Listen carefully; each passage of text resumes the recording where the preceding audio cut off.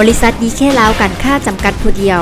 แม่นบริษัทหนึ่งที่โดดเด่นและเติบใหญ่ไว้ที่สุดในด้านอุตสาหกรรมการค้าในสปป.ลาวบริษัทสร้างตั้งขึ้นในวันที่25ตุลา2010ได้เป็นที่รู้จักและมีการเติบใหญ่อย่างไววามีความเพียบพร้อมและมีความเสถียรภาพสูงบริษัทดีเคลาวมีการบริการและการสนองสินค้าเช่นรถโฟล์คลิฟต์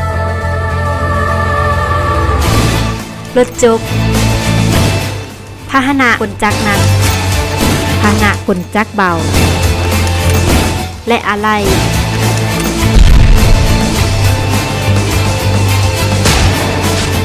ทั้งขายย่อยและขายทรงเพื่อสนองให้แก่บรรดาบริษัทขุดค้นบ่อแห่บรรดาบริษัทก่อสร้างทางภาครัฐและเอกชนบริษัทดีเคลาวได้สนใจพัฒนาพื้นฐานโครงสร้างให้มีเครื่องจักรอะไหล่ครบวงจรและมีการฝึกอบรมวิชาการเช่นว่า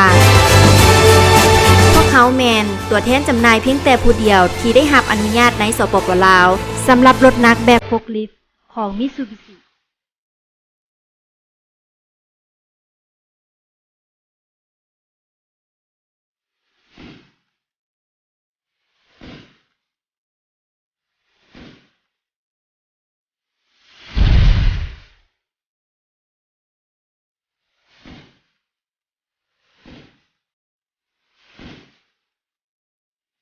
บริษัทดีเคลาวยังมีศูนย์บริการ D Quick Service Center เป็นศูนย์บริการและซ่อมแปลงบำรุงรักษารถครบวงจร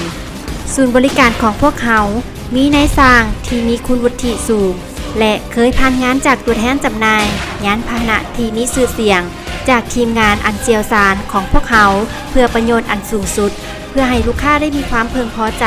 นับจากนั้นพวกเขาได้เปิดศูนย์บริการอีก2แห่งคือสวรรณเขต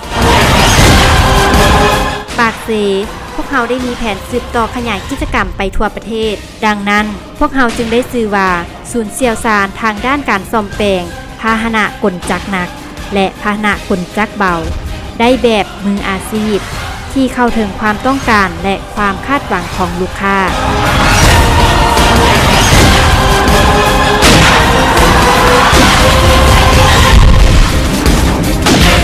สำนักงานใหญ่ตั้งอยู่ที่บ้านหนองไฮ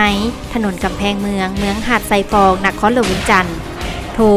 021-480-248 แฟกซ์ 021-480-249 ดีเคลาวบริการที่ดีกว่าที่ทานเสื้อถือได้